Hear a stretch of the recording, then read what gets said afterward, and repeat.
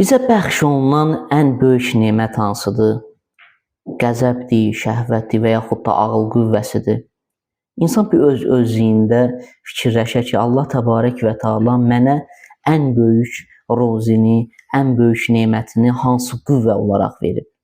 Məsələn, mən düşünürəm, təfəkkür eləyirəm, mənim düşünməyim yüksək səviyyədədir, yoxsa mən məsələn, şəhvani hisslərimi, tələbatımı ödəməyim.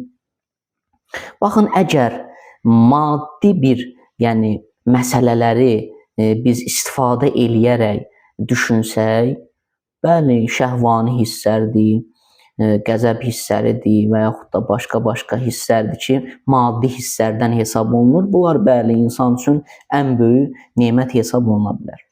Amma biz metafiziki olaraq, yəni mənəvi olaraq düşünsək ki, həqiqi və əbədi olan məsələ mənəvi məsələlərdir, bəli, biz deyə bilərik ki, ağıl qüvvəsi insana verilən ən böyük nemətlərdən, ən böyük ruzilərdən hesab olunur. Allah təbarək və təala Qur'an-ı Kərimdə dediyi ki, mən hər daim insana nemət verirəm, o ağıl qüvvəsidir.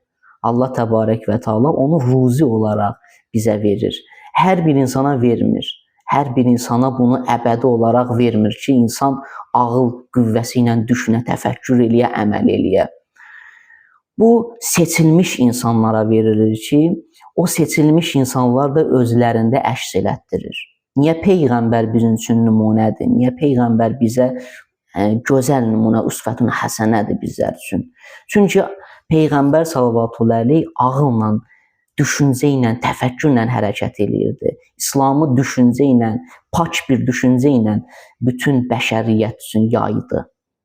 Biz də Peyğəmbərdən bu nümunələri götürməliyik. Digər məsələləri yox, digər maddi məsələləri yox. Məsələn, niyə Peyğəmbər filan qədər xanımı oldu, niyə Peyğəmbər bu işləri gördü?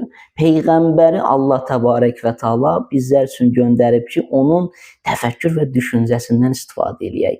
Peyğəmbər sallallahu əleyhin hədisləri bizim üçün ən gözəl nümunələrdir. O hədislər bizim üçün ən ibrətamiz nümunələrdən biridir.